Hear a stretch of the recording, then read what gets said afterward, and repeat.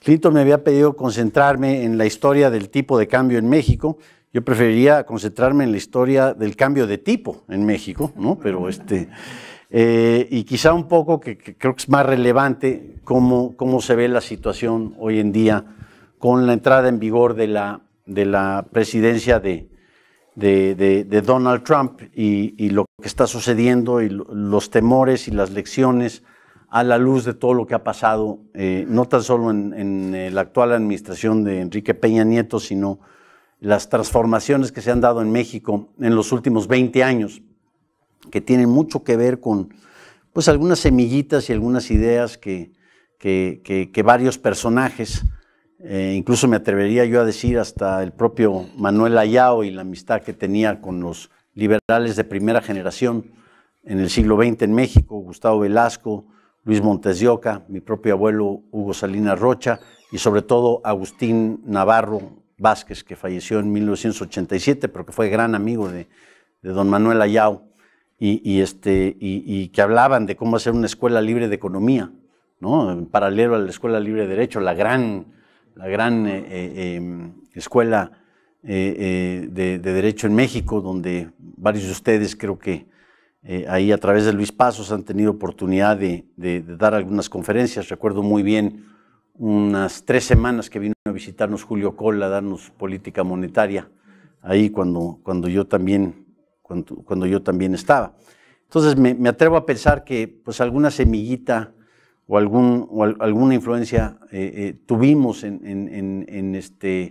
cambiar por lo menos algo del clima de opinión que existía hace, digamos, 25 o 30 años en mi país en torno a lo que era cosas como el libre comercio, ¿no? Uno jamás puede tomar crédito de que fueron mis ideas las que tuvieron estas consecuencias, pero sí decir, bueno, en alguna parte contribuimos al clima de opinión y por lo menos a difundir algunas de estas ideas que eran tan lejanas en el Vox Populi y ciertamente en la sabiduría convencional de entonces. Así que dicho eso, no sé si o hago una especie de híbrido de la historia del régimen cambiario y después hablar de mi tema favorito de hoy en día, que es el cambio de tipo, ¿no? Bueno, con Donald Trump, no con México. La historia cambiaria en México es complicada.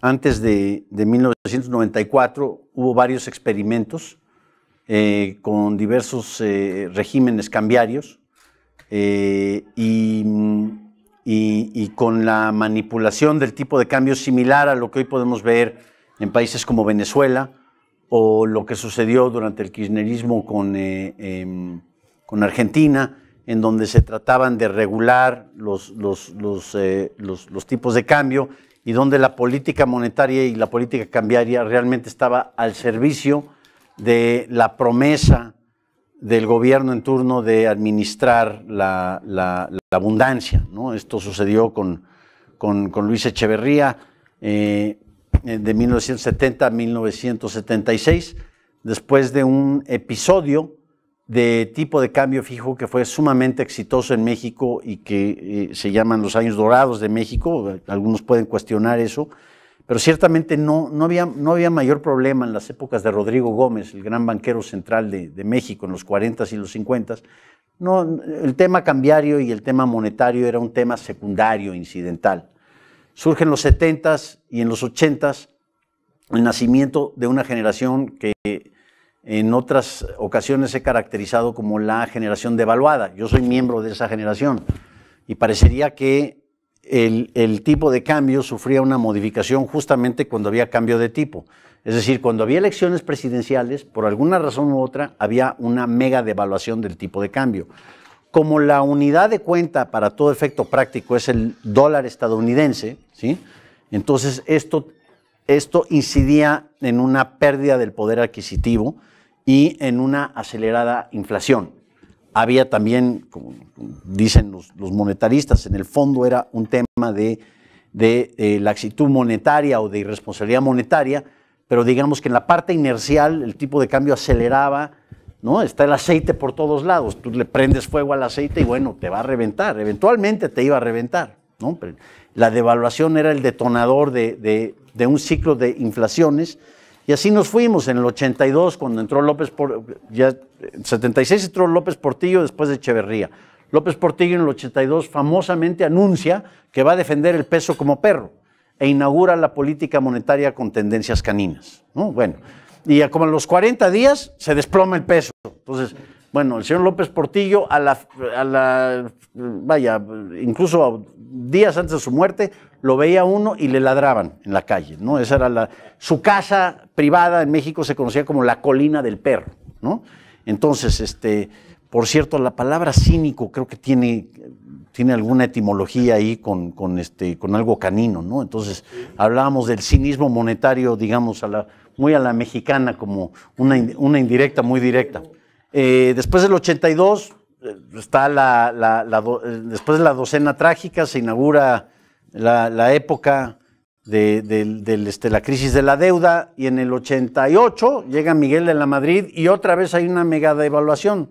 En esta ocasión fue una devaluación para alinear el tipo de cambio y meten un tipo de cambio fijo.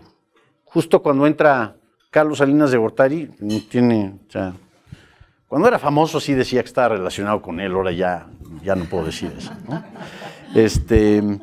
Y fijan el tipo de cambio fíjense, estaba en 12.50 en el 76, se devalúa a 25, en el 75 se devalúa a 26, en el 76 se fue a 180 y tantos, y después durante todo de la Madrid, y bueno, colorín colorado, acabó por ahí como en 3,000 a 1, ¿sí?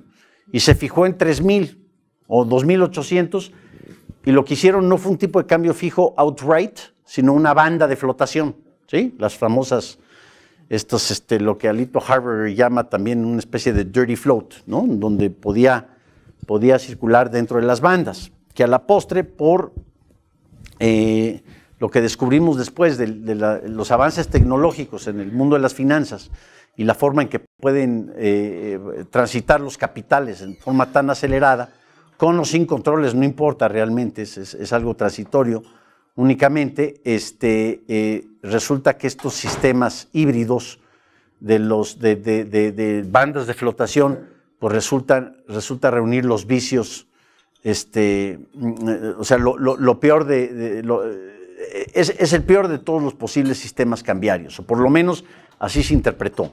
Y bueno, en ocasiones estaba en el piso, ¿no? O sea, una banda evitaba la apreciación del tipo de cambio cuando había un flujo importante, ¿no? Sí, y en el techo, pues evitaba una depreciación cuando, ¿no? Entonces, ¿qué hacía? ¿Qué pasaba? En un caso había acumulación de reservas, en el otro se te podían ir las reservas en determinado momento. Llega 1994, el último año de Salinas de Gortari, después de la gran confianza y la primera ola de reformas y el NAFTA y las privatizaciones, la deregulación, el equilibrio fiscal. Pero ya en el 94, si se acuerdan, en el 94, bueno, pues empezó con la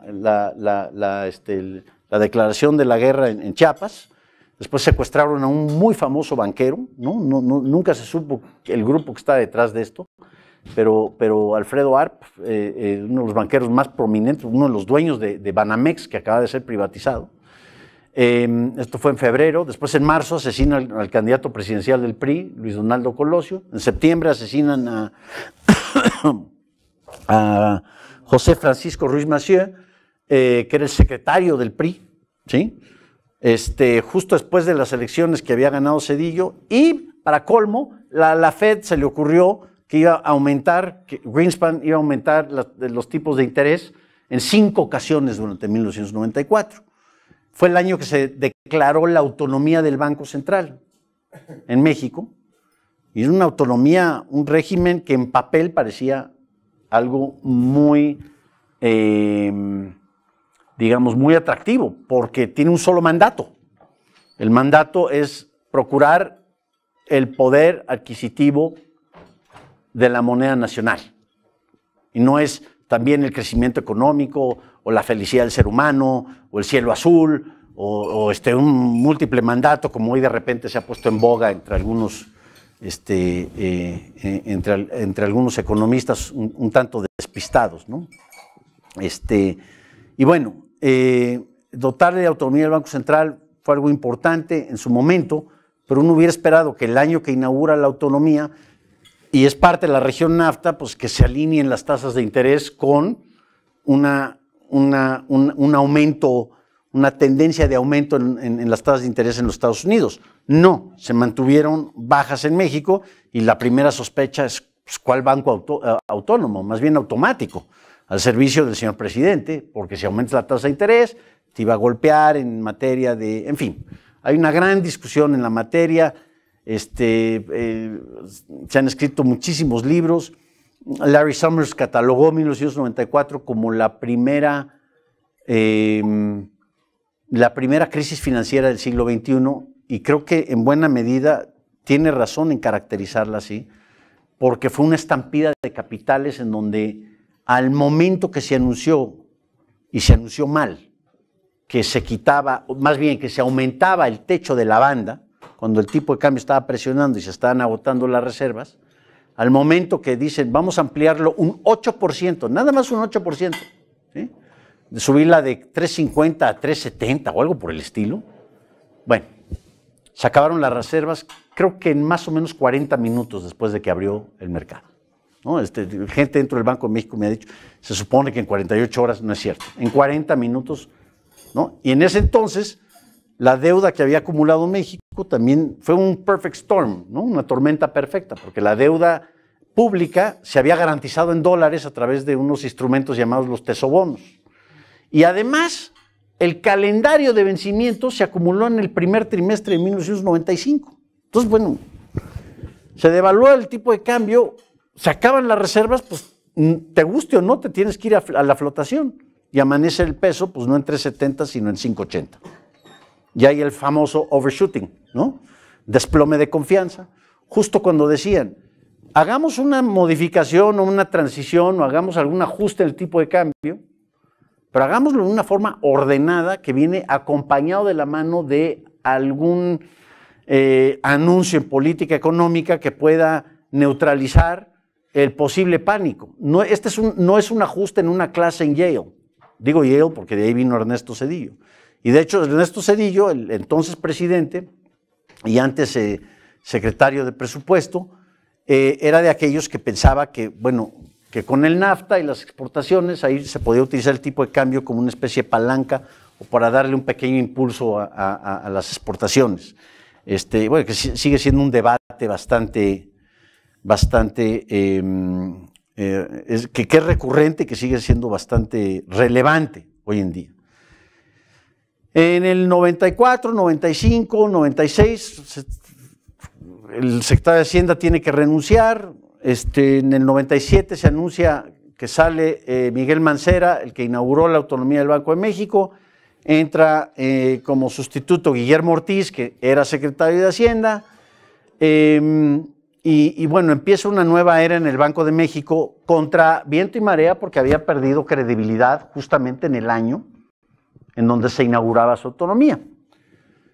Se decide que después de estudiar varias alternativas, si nos íbamos a un tipo de cambio hiperfijo, digamos el famoso Currency Board de Steve Hanke, ¿no? Incluso Hanke estuvo en México tratando de asesorar, dijo cosas muy feas de la autoridad monetaria mexicana, entonces hubo una ruptura inmediata ahí, básicamente porque les vino a decir la verdad, ¿no?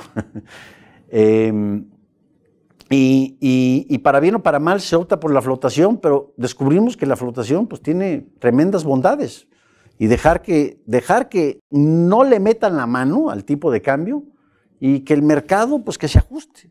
Y bueno, de ahí nace un mercado de futuros, ¿sí? Y bueno, quien quiera protección pues se puede ir al mercado de futuros y contratar un seguro cambiario, ¿sí? Y empezar que el propio libre intercambio y la propia información dentro del mercado empiece a acostumbrar a México a vivir con un tipo de cambio flexible.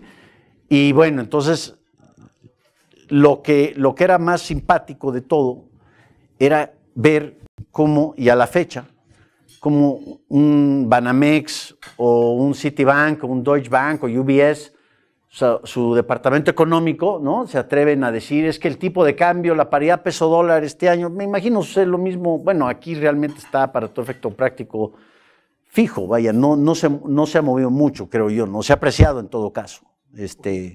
Ahí me dirá, pero un poquito, vaya, es más, menos, no, acá decíamos, bueno, yo estaba en televisión en ese entonces, me acuerdo en el 98, después de la crisis rusa, que hay moratoria de la deuda rusa y nuevamente se viene quizás la segunda crisis financiera del siglo XXI y de repente, ¿por qué la devaluación en Rusia nos afecta tan severamente? Tuvimos que cancelar una de las subastas de los famosos certificados de tesorería, los CETES, que son el benchmark, es como el Federal Funds Rate, es lo que te marca la pauta para todo el resto de las tasas del mercado de tasas de interés. El mercado estaba pidiendo una tasa de interés tan alta que se tuvieron que cancelar. Entonces ya una vez que se normalizaron las cosas, se renueva esto y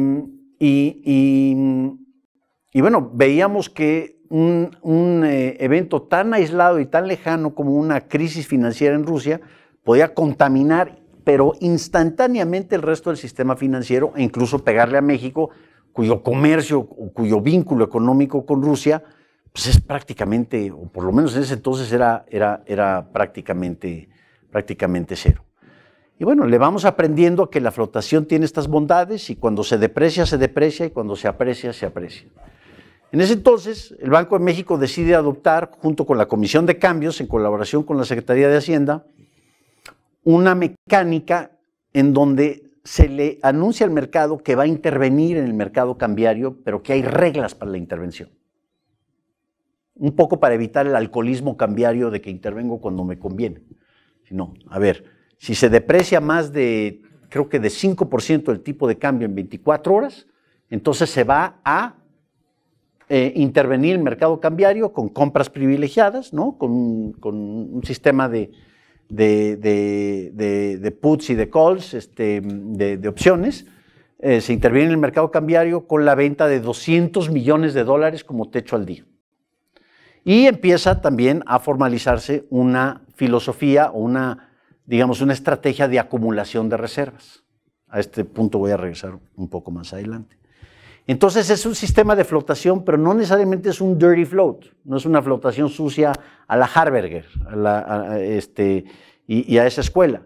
Es una flotación con reglas que determinan cuándo puedes y cuándo no puedes intervenir.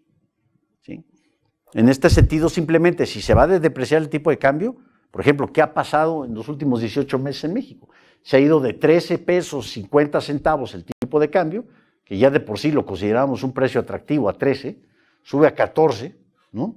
Y de repente hoy en día está a 21.50. Bueno, esa puede ser una tendencia económica, puede ser pánico, puede ser lo que sea.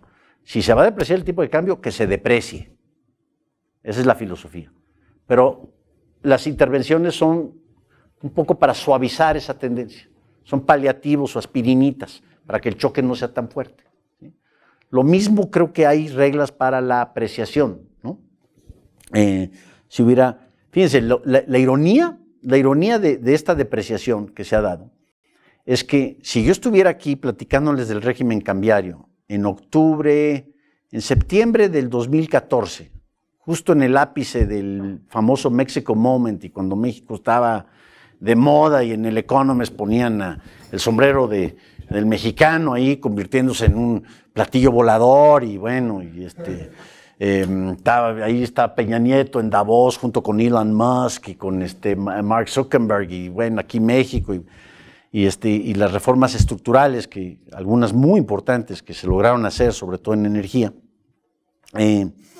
Antes de esta bola de nieve que desencadenó en una serie de circunstancias en donde hoy en día la popularidad de Peña Nieto es menos del 10%, es algo histórico para el PRI. Y esto es 10% la encuesta del PRI, o sea, seguramente viene bien manoseada, ¿no? Razones políticas, por su cercanía a Trump, por su contacto con Trump. No, esa es una de muchísimas otras. Pésimo manejo comunicacional, los escándalos de corrupción, la impunidad. El gobernador de Veracruz, que incluso fue alumno de Paco Cabrillo en España. Fíjate nada más. Yo no sé qué le enseñó Paco porque se fugó con $1,000 millones este cuate y está prófugo, lo está buscando el Interpol, no sabemos dónde está. Igual se nos aparece ahí en un árbol o algo. Javier Duarte. Y él es uno de 4. O sea, ahora no es único al PRI, también el PAN, el PRD, todos. Es el sistema político. Pero ese es otro tema. Si yo hubiera estado aquí en septiembre del 2014, les hubiera dicho que México se está preparando para un momento de acelerada apreciación cambiaria. ¿Por qué? Porque se esperaba un gran auge de inversión en el sector de energía, en el sector de telecomunicaciones. En la competencia por capitales éramos, pues, de los... Así como Brasil de repente se puso de moda y hubo un gran flujo de capitales, así México estaba de moda en ese entonces. Y de hecho el Banco de México, capitaneado por Agustín Carstens, un tipo que pesa creo que casi 300 kilos, decimos que es de peso nuestro gobernador, ¿no? Pero independientemente de ello, es un extraordinario economista. Yo creo que lo acaban de nombrar el jefe del Bank of International Settlements, ¿no? Agustín Carstens, respetadísimo, un fabuloso, fabuloso economista.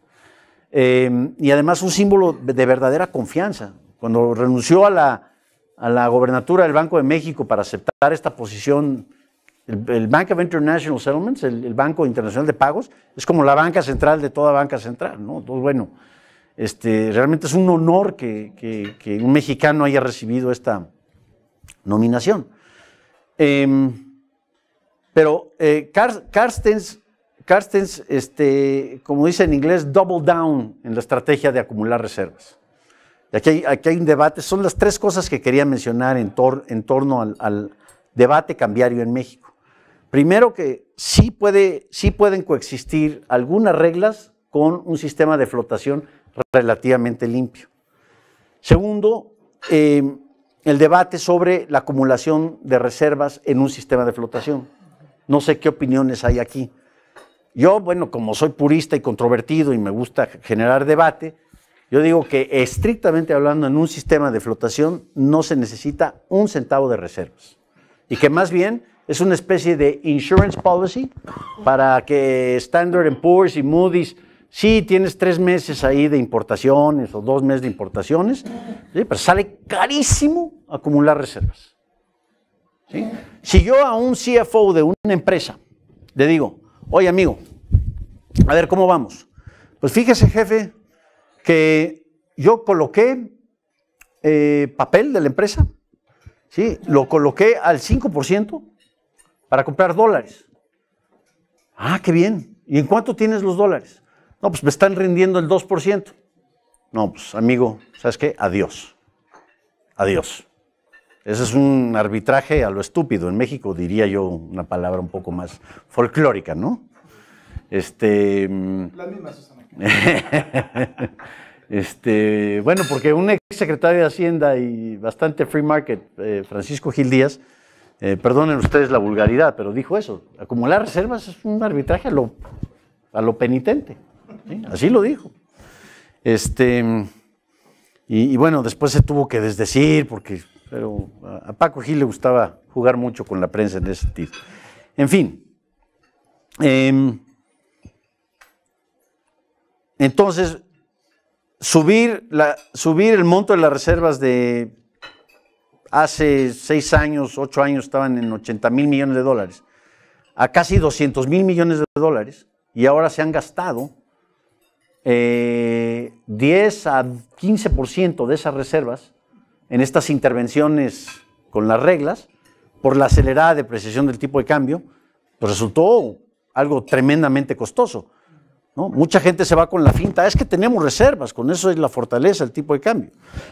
Y con eso se va en la finta muchos queridos amigos míos, o sea, en materia de lo que es una economía abierta.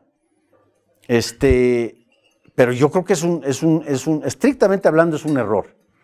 En Nueva Zelanda reconocían esto, ¿no? Le hemos escuchado a gente como Ruth Richardson, que ha venido aquí a Guatemala varias veces, pero también a Donald Brash, que fue su contraparte en el Banco Central de Nueva Zelanda, y que ellos tienen un régimen de autonomía muy admirado en el mundo, no tan solo porque tiene diente y tiene credibilidad, sino porque ahí al banquero central, al gobernador, se le puede pedir la renuncia si no cumple con las metas.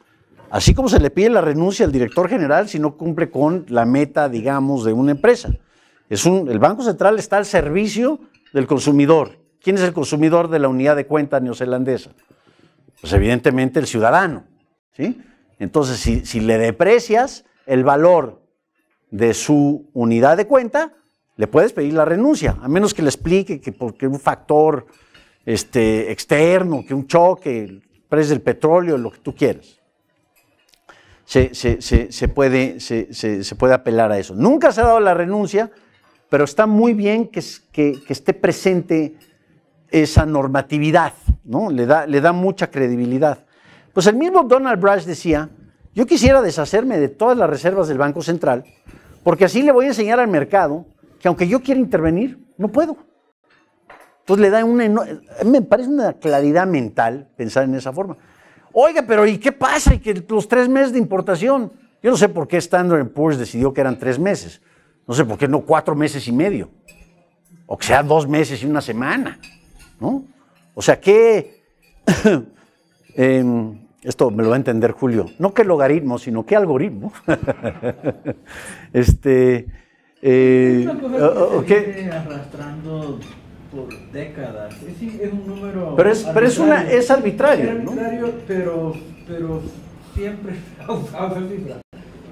Cuando yo era estudiante decían 3 meses. Los 3 meses de reservas, ¿no? Es como. Pero es un poco lo que se utiliza en las empresas, ¿no? Pero las empresas ya maduras. Algunas empresas, un startup, pues si empieza a generar flujo, te puede adoptar una política de 1 año de reservas. Otras medianas empresas, 6 meses de reservas. O reserva especial para la cartera vencida. Vayan ustedes a saber, hay varias cosas. Pero eso para la cuenta nacional es algo muy diferente. Yo creo que uno de los grandes ejemplos de cómo una fuerte depreciación del tipo de cambio no tan solo no ayuda a las exportaciones, sino las puede llegar a perjudicar, es el caso reciente de México. Porque en esta depreciación de 13.50 a más de 21, casi 22 pesos por el dólar, y quién sabe a cuánto llegue después de lo que pasó hoy, y ya que el muro, que sí lo va a pagar el mexicano, y Peña Nieto ya canceló la visita a Washington, o sea, Trump ya declaró la guerra comercial, ¿sí? Entonces, ahorita checamos a dónde va a llegar el tipo de cambio. Eso no está estimulando a las exportaciones. Ya en el comercio internacional norteamericano están tan integradas las cadenas que lo que te beneficia por un lado te va a perjudicar por el otro. Entonces, es como, bueno, vamos a pedirle al estado de Arkansas que declare su propia moneda para que pueda devaluar y así pueda exportar más a Nebraska, Dakota del Norte y Connecticut.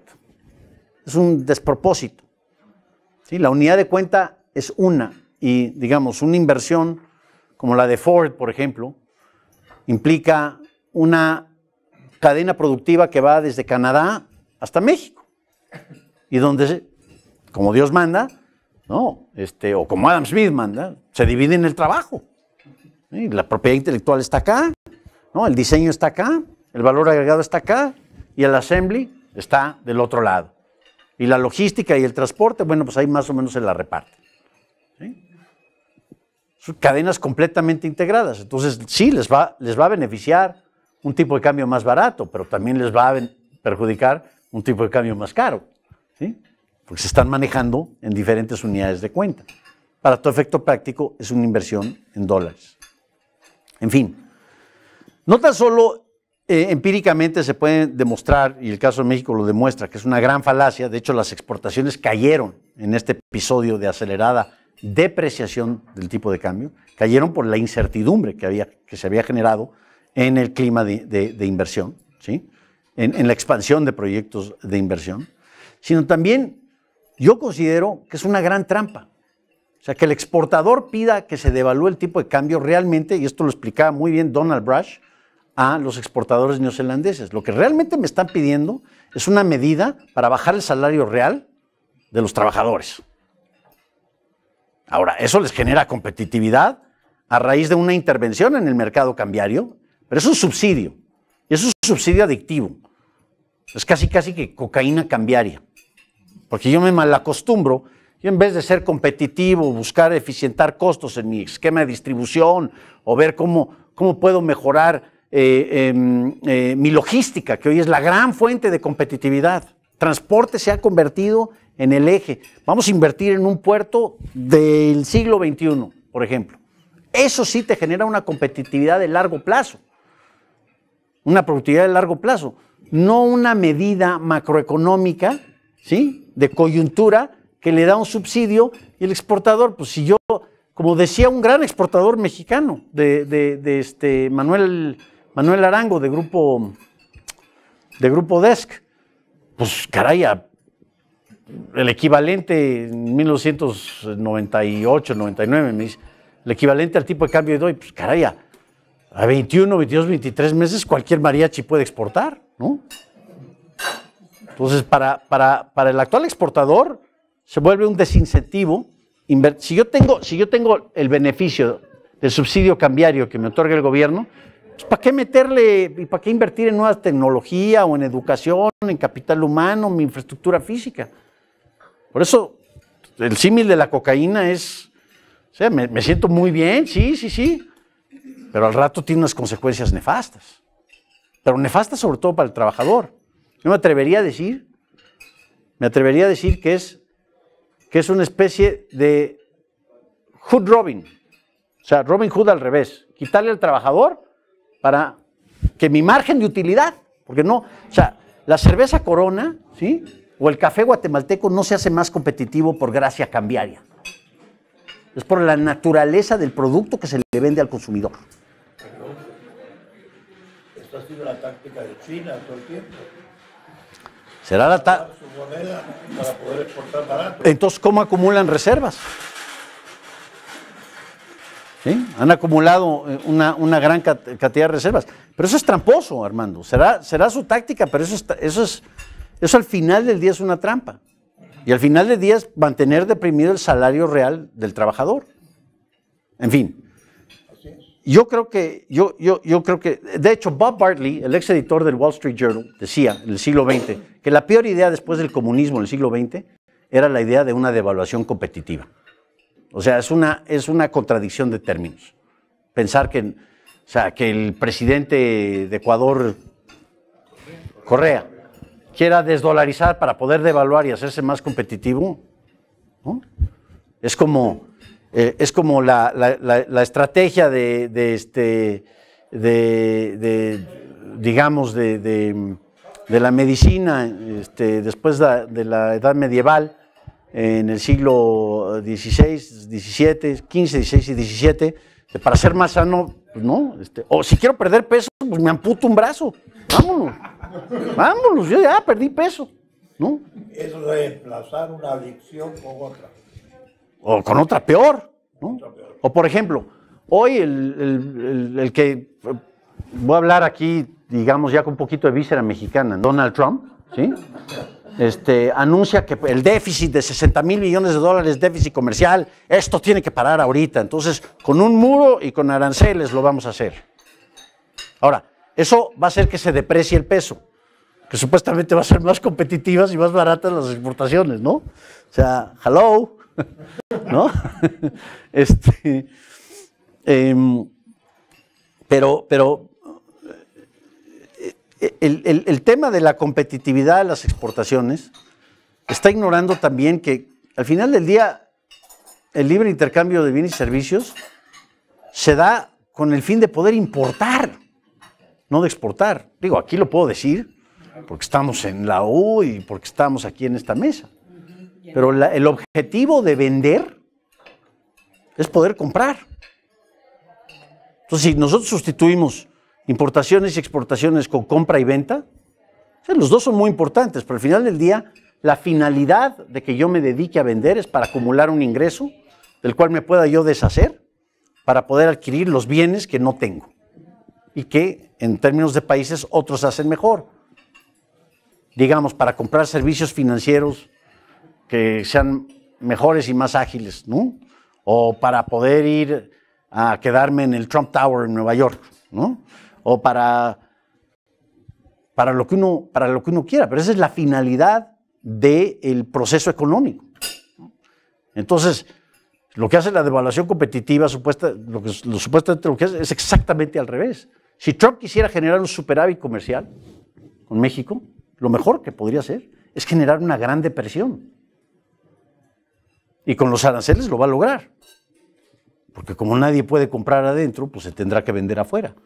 La última vez que México tuvo superávit comercial ante el resto del mundo fue en 1995, en el peor momento de la crisis económica después de la devaluación del tequilazo del 94.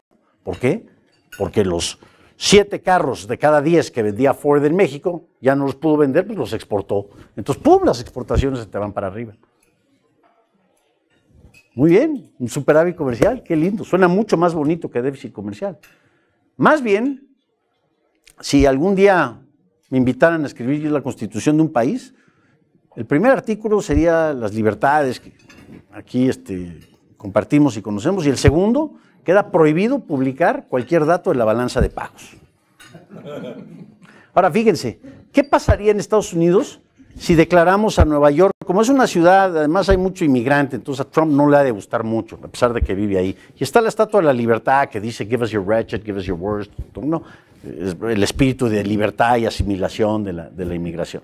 ¿O qué tal si declaramos a Nueva York por su naturaleza como una ciudad global, ¿no? Porque sí, se está en territorio americano, pero realmente es una ciudad del mundo.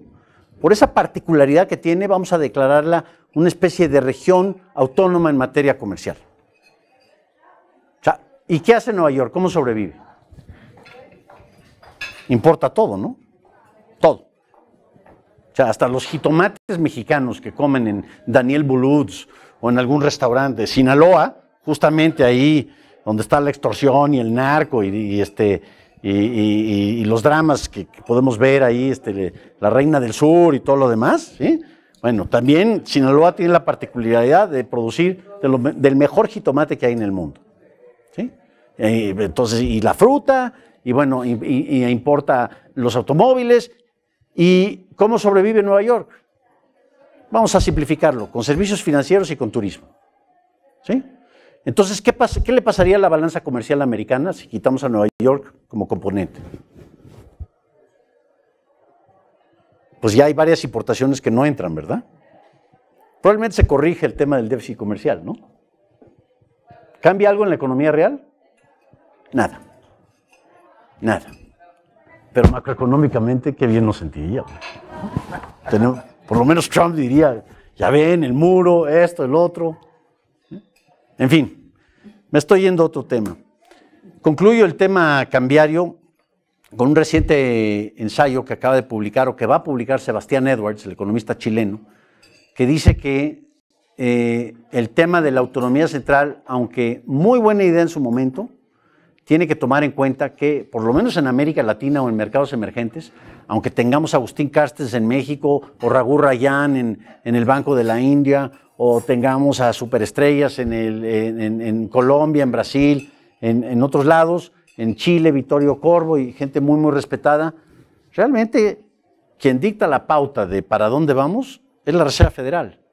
Entonces no es totalmente autónomo. Con un tipo de cambio flexible, con una cuenta de capital abierta y un mandato de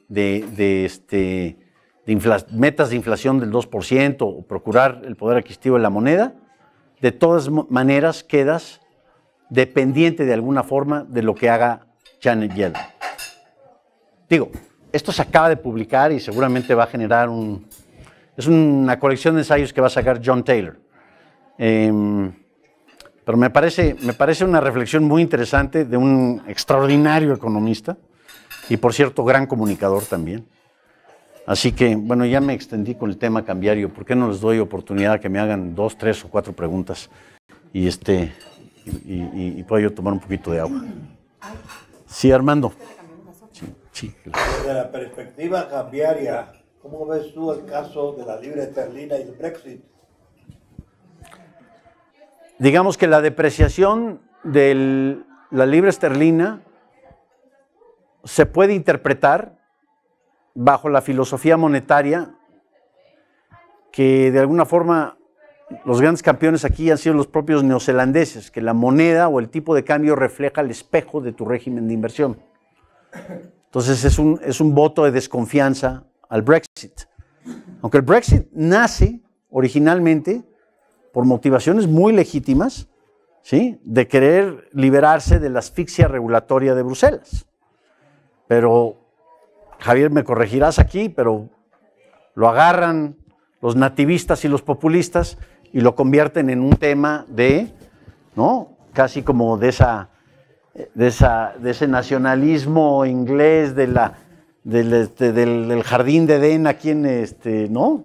Casi como imágenes de Shakespeare, ¿no? Y subestiman, como subestimaron en Estados Unidos, perdón aquí, pero es una reflexión de lo que es el 2016, el gran año de la incertidumbre. Todo lo que pensamos que no podría pasar, sucedió en el 2016. O sea, si ahorita estuviéramos en enero del 2015, ¿no? Y yo te digo, mira, en 2016, o estuviera aquí en enero del 2016, mira, este año va a ganar Trump la nominación republicana y va a ser presidente de los Estados Unidos. Este año se va a morir Fidel Castro.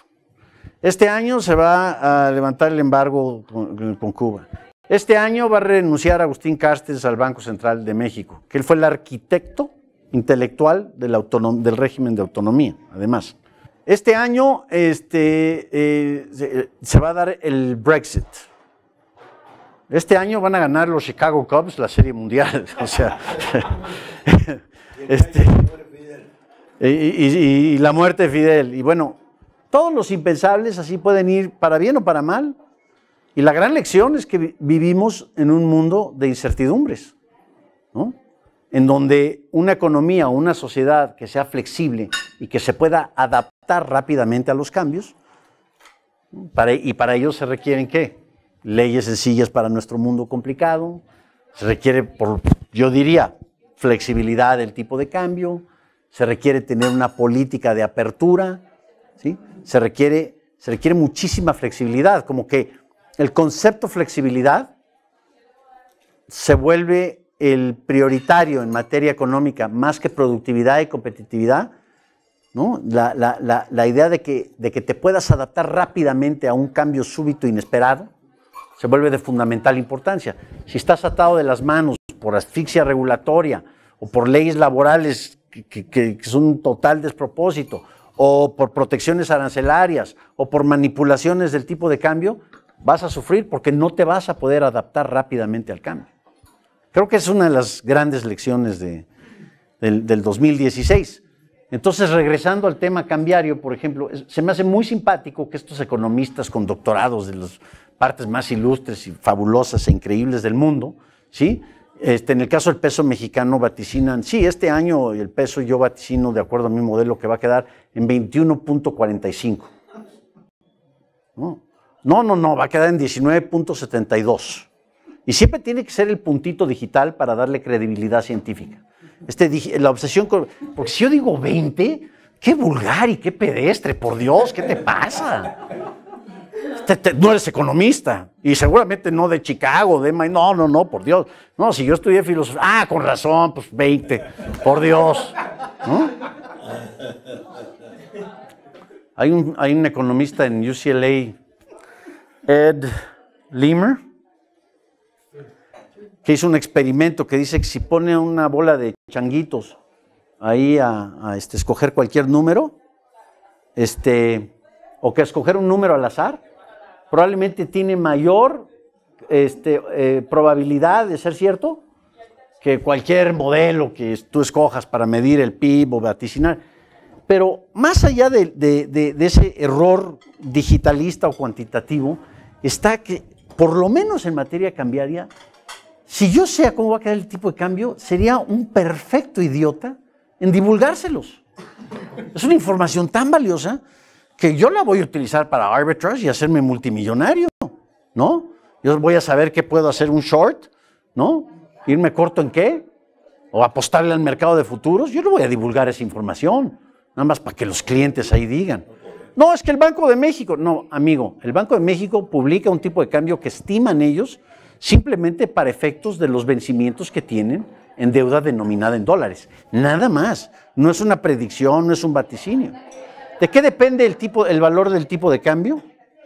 En un régimen flexible. ¿Qué determina su valor? No. Bueno, sí. Sí, pero no. Perfecta respuesta mexicana.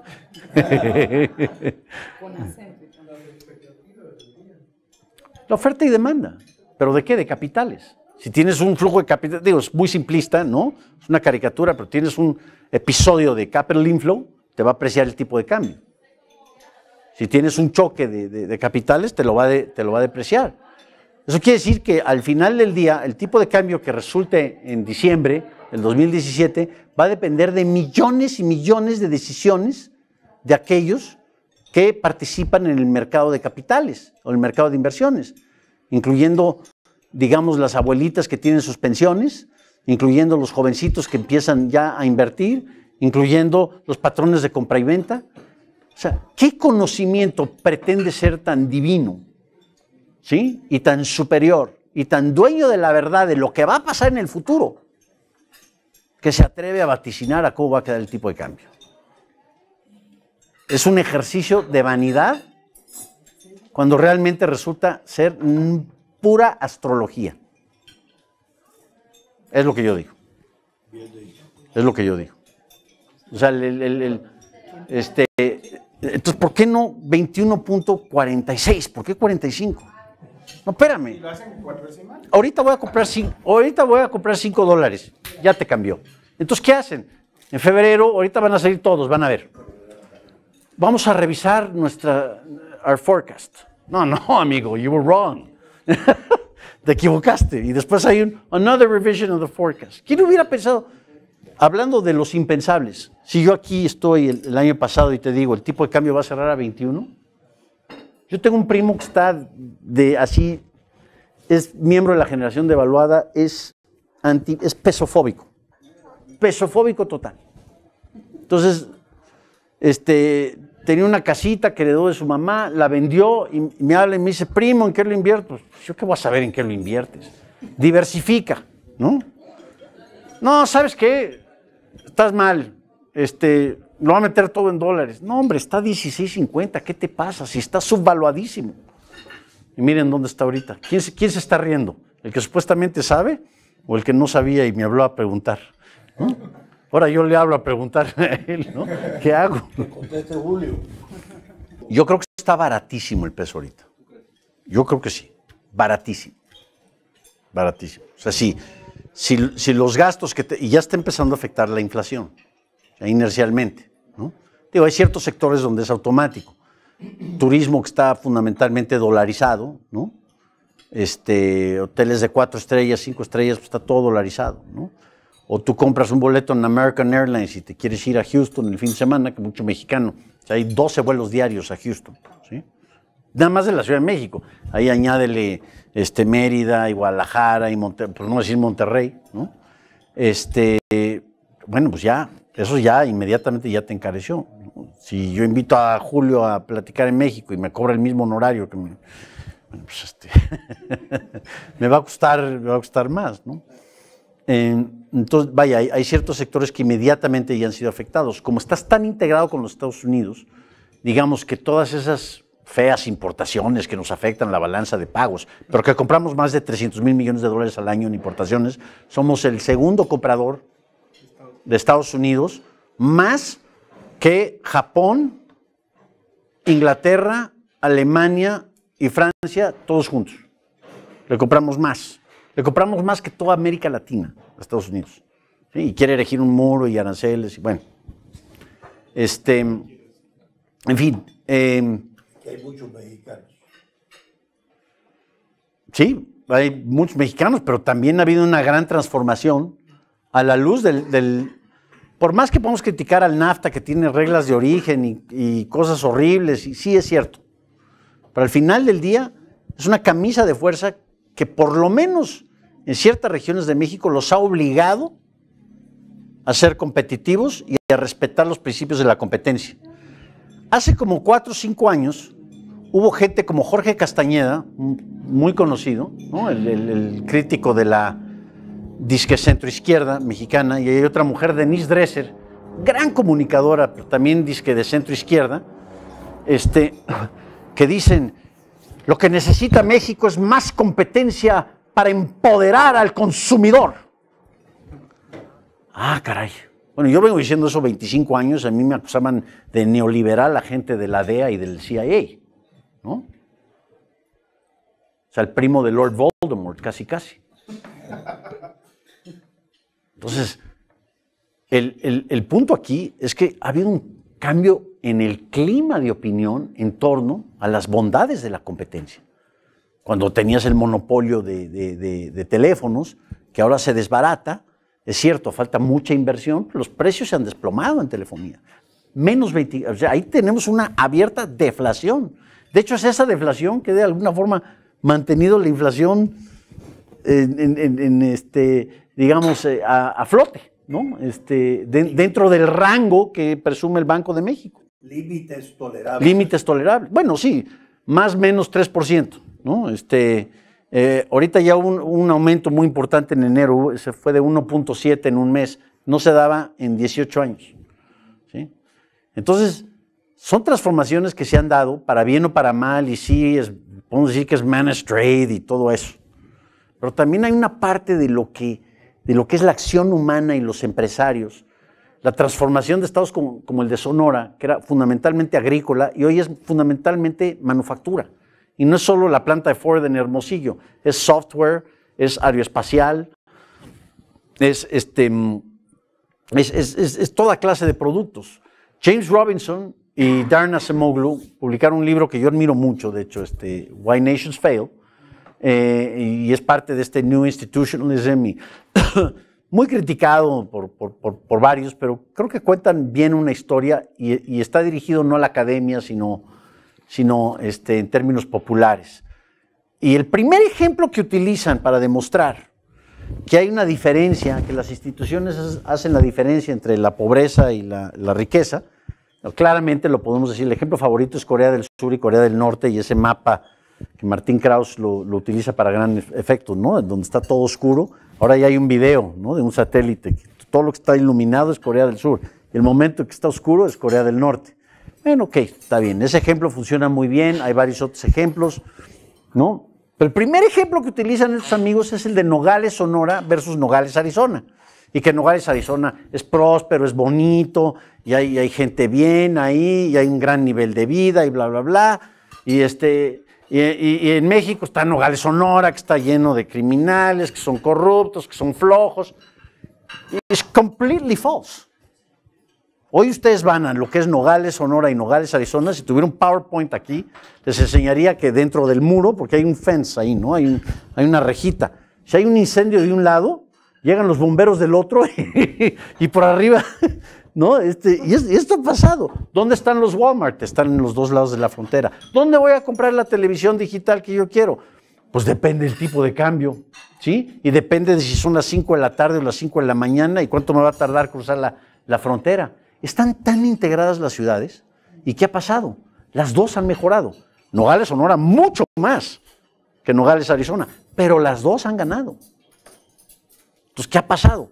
Que las instituciones extractivas de Nogales, Sonora, ¿no? Así las denominan Acemoglu y Robinson, han disminuido, mientras que las incluyentes, gracias al libre comercio y gracias a la camisa de fuerza que te impone la integración y la competencia y el libre intercambio de bienes y servicios, hoy un ciudadano de Nogales, Arizona, no puede vivir en el de Nogales, Sonora, y viceversa. Es una ciudad que ya debería ser una sola ciudad, dividida por una frontera completamente política. Incluso en los estados se está empezando a hablar de la megaregión. Ya no hablemos de Arizona y Sonora, sino de la región Sonora-Arizona. O sea, la antítesis de lo que está promoviendo Trump. Y esto es el gobernador Ducey, también republicano, con la gobernadora Claudia Pavlovich. Yo creo que esa debería ser la forma de ver los siguientes pasos de la integración comercial, cómo mejorar reducir costos de transacción alrededor de infraestructura, de mercados de capital, de cómo abrir esos mercados, de cómo compartir las ventajas comparativas que tienen las gentes de los estados. Es otro gran error de la filosofía de Trump. Él ve la competencia como entre países, entre empresas, ¿no? Y él piensa que es un balance sheet el que está leyendo y no una cuenta nacional, ¿no? Un error fundamental que yo se lo aprendí aquí al gran Manuel Ayao es que no son países los que comercian uno con el otro, son gentes las que comercian uno con el otro. Mira. Y una pregunta también, a raíz de lo que has dicho, que efectivamente al final Ford tiene una cadena de valor que es Canadá, México, Canadá, Estados Unidos. Pero así hay muchísimas, ¿eh? Bueno, claro, evidentemente, o Japón con Corea, y No. China y lo que En sea. América del Norte así hay muchísimas. El mapamundi económico, o sea, hay integraciones que van desde Anchorage, Alaska, hasta Tuxtla Gutiérrez.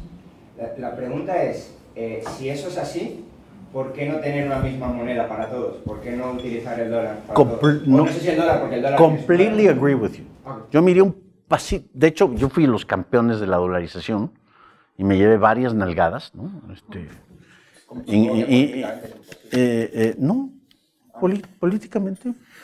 De hecho, lo que ha sucedido en México es una dolarización silenciosa, que es como se deben hacer. Yo estoy en contra de eso, porque la dolarización significaría entonces que el valor de las monedas nacionales, si sigue existiendo, depende de la Federal Reserve, no de nosotros.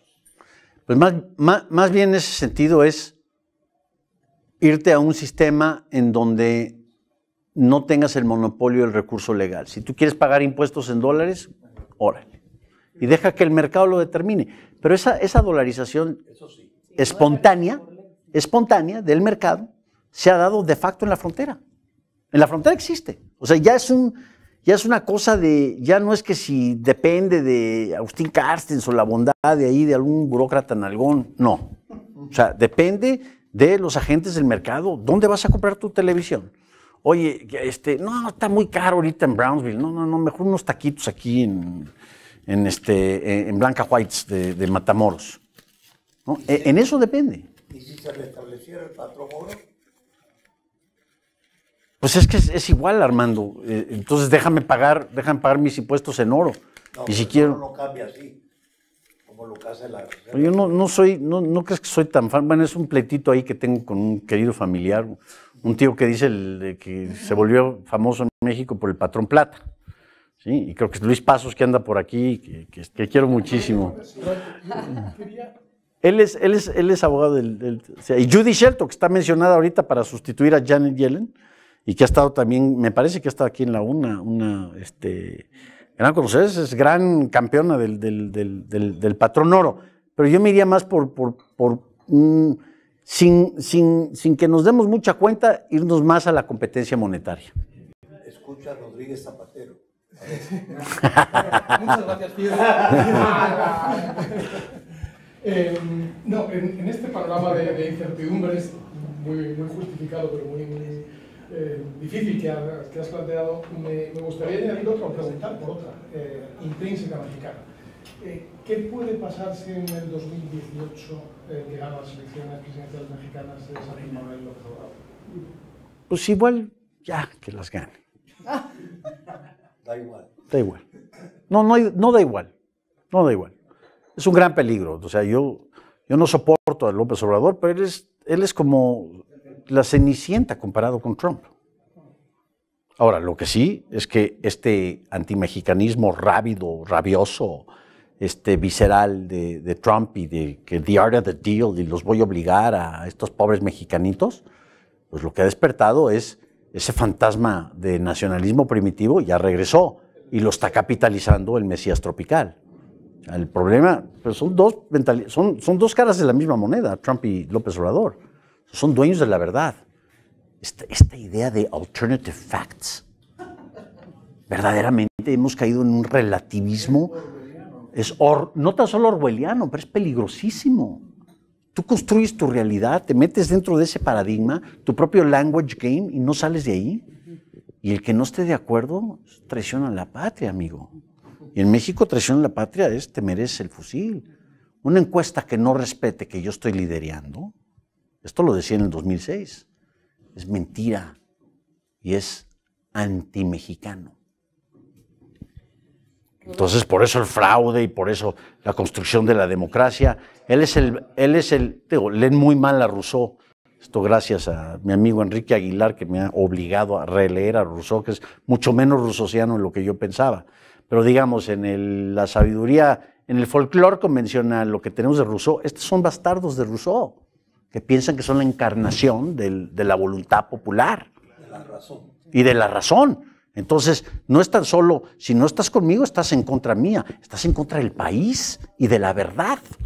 Y eso usualmente, de ahí a Robespierre es un pasito. Es un pasito. Entonces sí, no es que no dé igual, claro que da igual. ¿Qué va a pasar el 2018? Yo vaticino que va a haber un arreglo político entre el PAN y el PRI para evitar que llegue López Obrador. Pero igual México también se merece ya, a ver, si nos salió cada 75 años, sale un McCarthy o sale un... Cada 75 años parecería, ¿no? Y Alexis de Tocqueville lo habla en Democracy in America, parece que a Estados Unidos de repente le sale una faceta, una dimensión ahí sumamente fea, ¿no? Como que le sale esa carita ahí de ogro y de persecución de todos los demás, y bueno, y de repente llega la anormalidad. Ojalá le encuentren algo en donde ya el Congreso lo saca y quede Mike Pence, que es una persona que de hecho yo respeto bastante, excepto que decidió ser vicepresidente de Donald Trump. Ese es su gran defecto. Pero es una persona con todo y su conservadurismo social y demás. Creo que es alguien muy pausado y podría ser un extraordinario presidente de los Estados Unidos. Pero en el caso de México, ¿sabes qué? También, o sea, ahora ya llegó la hora de la verdad. Ya no podemos decir el síndrome del chupacabras, ¿sí? La devaluación del 94 se da y Miguel Mancera, el director del Banco Central, publica en el Wall Street Journal: "Don't blame monetary policy". O sea, no es mi culpa, siempre son otros. Estados Unidos, cambiaron los tipos de interés, asesinaron a Colosio.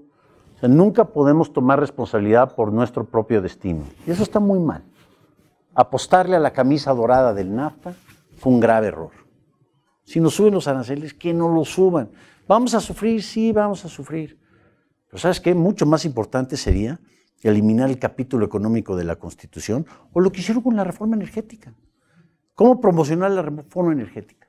Que no es una privatización, como dice The Atlantic en un espantoso artículo que me acaban de reenviar recientemente, que the privatization of... No fue privatización, fue una apertura de toda la cadena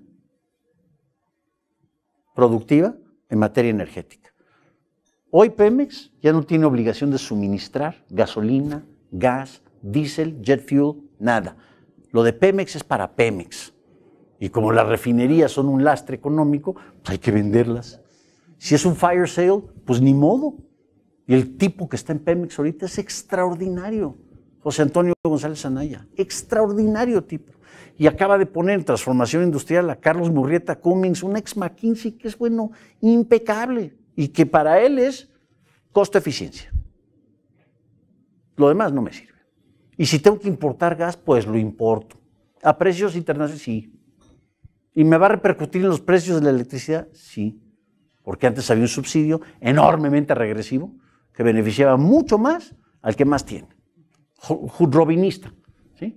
Y las gasolinas, que el gasolinazo subió, sí, porque tiene el impuesto especial y porque tiene el IVA y porque tiene de todo lo que viven las sanguijuelas burocráticas del gobierno mexicano. Pero eso, digamos que lo de Trump y los escándalos de corrupción con Peña Nieto, de alguna forma han hecho a un lado el tema de la reforma energética, pero fue un parteaguas similar a lo del NAFTA, pero esta vez es interno. Ahora sí estamos agarrando, ahora que hagamos cosas. Si ven ustedes el Economic Freedom of the World, ¿sí? Lo que publica el Fraser y que aquí colabora la U, y ven el capítulo de México, verán que en comercio internacional, tamaño de gobierno, en todas las 5 grandes áreas estamos más o menos bien, en algunas incluso estamos bastante bien, comercio internacional. Y después ven Rule of Law y los 10 componentes que definen Rule of Law, y es una brecha, o sea, que se baja del 7 al 2. Entonces, ¿por qué México no crece? Por eso. Ahora, en ese sentido, Robinson y Acemoglu tienen razón, excepto que escogieron un pésimo ejemplo para iniciar su libro. Yo quería hacerte una pregunta que nos ilustre sobre eso, el beneficio de los chapines. En el 94, Salinas de Gortari dejó la presidencia con el movimiento zapatista apareciendo por alguna parte. Para mí, Salinas de Gortari fue mi héroe desde el punto de vista económico, a pesar de su hermanito. Realmente... Raúl, no Roberto. Realmente México entró en el mundo moderno con Salinas.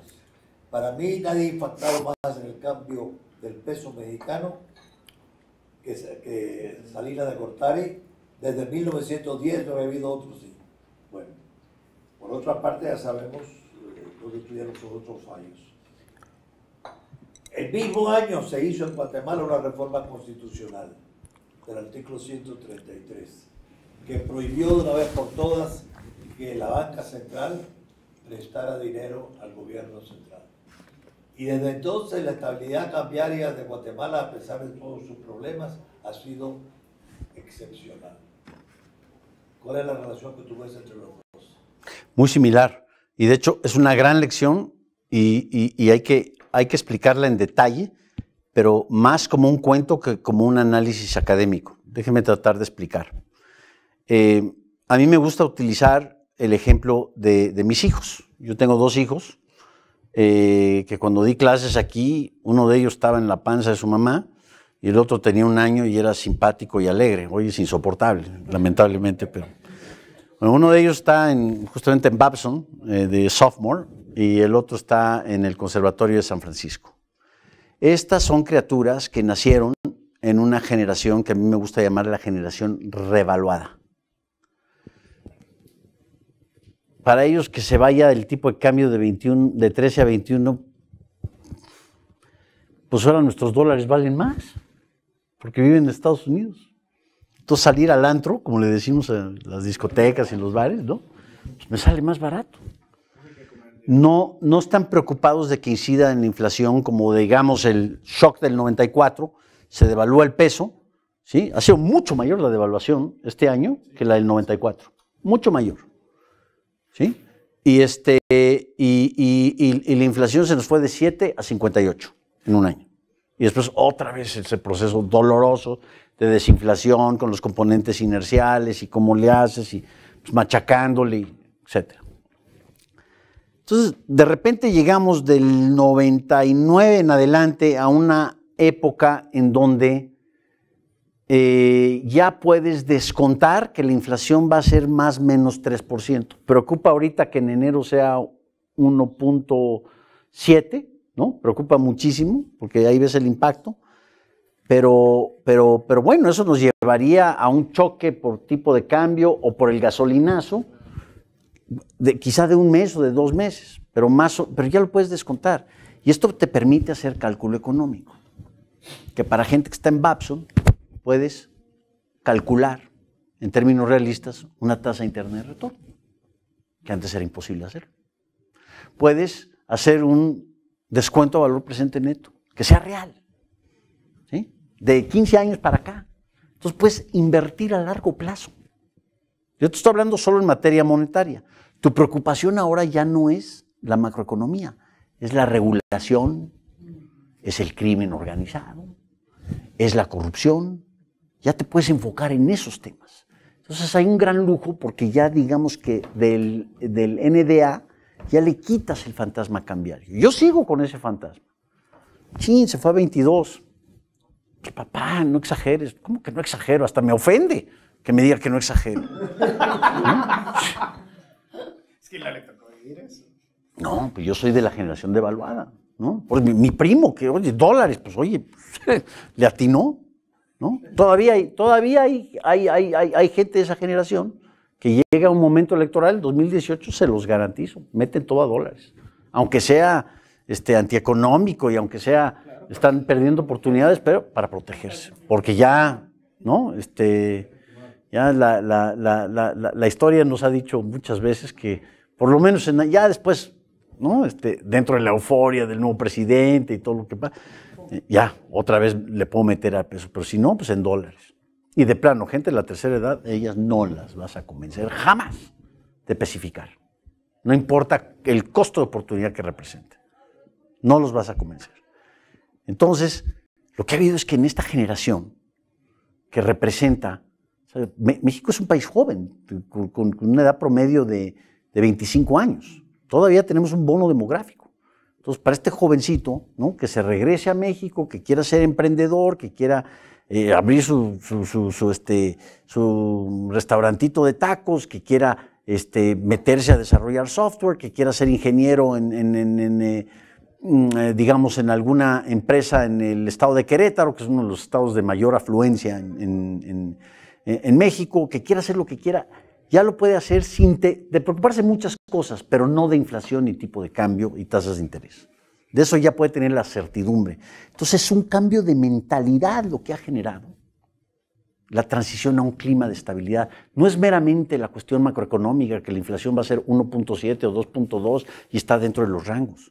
Este es mi eterno pleito con mis amigos del Banco Central, y hay gente extraordinaria. Manuel Sánchez, que algunos de ustedes lo conocen muy bien, es un libertario, ¿no?, que estudió con Gary Becker, cuya misión como vicegobernador del Banco Central era eliminar el Banco Central. Él lo acaban de jubilar de sus 2 mandatos. O Everardo Elizondo, gente extraordinaria que ha transitado por ahí. Y siempre les decía, pero es que, ¿por qué no comunican estos temas? ¿Por qué no dicen, es que es mucho más allá que un tema monetario, es un tema de cómo ver el mundo? Como Thomas Kuhn hablaba del paradigm shift y ves la realidad con diferentes ojos, es exactamente lo mismo. Pasaste, transitaste. Y la ley es igualita, Armando. El Banco Central tiene prohibido prestarle al gobierno en México. El régimen de autonomía está fundamentado en eso y en un solo mandato: procurar la estabilidad del poder adquisitivo. Entonces, si haces un desorden fiscal, pues se te van a venir muchos problemas, pero no es problema tuyo.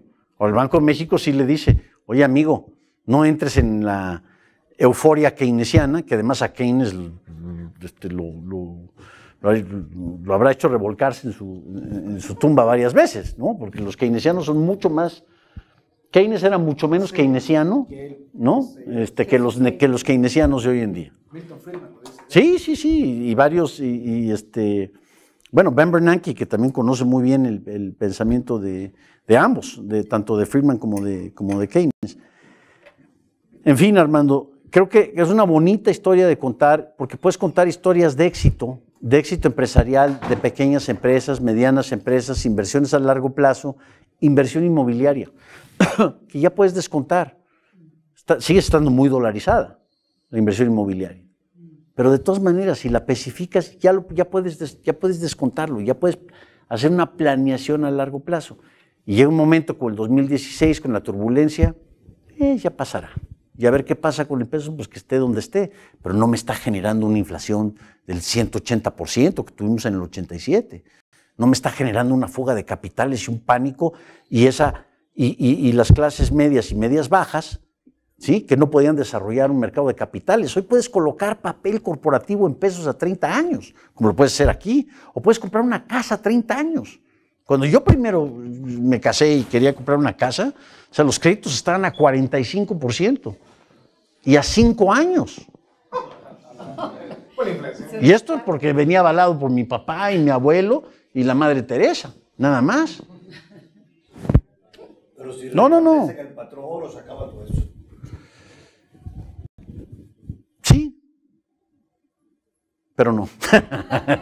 Bueno, no sé, es debate para otro momento. Julio no opina así, creo, pero tal vez sí. No, probablemente sí, pero no es necesario. Para empezar, creo que es más difícil poner patrón oro que dolarizar.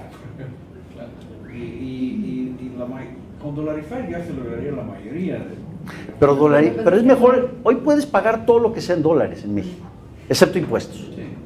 O sea, lo que Roberto dice no es dolarizar por ley, sino... No de arriba hacia abajo, sino de abajo hacia arriba. Dejar libertad. Y sí hay un componente de orgullo, pero la verdad, o sea... Free banking. Pero sin decir que es free banking. Porque si no, eres neoliberal y otra vez Voldemort y todo eso, ¿no? No, pero esto digo, es que esto y el dólar es si yo al mexicano, a un taxista le digo, ¿quiere pesos o quiere dólares? Los dólares, pero, ¿no? Dollar is the new gold. Yo creo que predecir, en términos de esa obsesión cuantitativa, es un error, pero también las empresas, si tienen pasivos en dólares, si tienen ingresos en moneda local, pues necesitan alguna referencia. Entonces, digamos, ahí yo lo que te diría es primero analizar cuál es la tendencia. Esa tendencia sí la puedes analizar. Te puedes equivocar, como nos equivocamos en México. Yo juraba que el peso para el 2015 iba a romper la barrera de los 12 hacia abajo. Hacia abajo. O sea, lo tenía. Y es más, yo pensaba que el euro y el dólar iban a estar 1 a 1. Porque cuando se anuncia que en Europa van a relajar la política monetaria y Janet Yellen va a empezar a endurecerla, ¿no? Pues, había sentido de sustituye deuda en dólares con deuda en euros. No resultó así. Bueno, tienes que ser prudente, ¿no? En términos corporativos o financieros, tienes que ser prudente en manejar esos escenarios. Pero es mucho más un scenario management que apostarle a la predicción de un tipo de cambio, ¿no? Y ahí es muy importante el análisis de variables que trascienden el ámbito monetario y cambiario puramente hablando, ¿no? Puede haber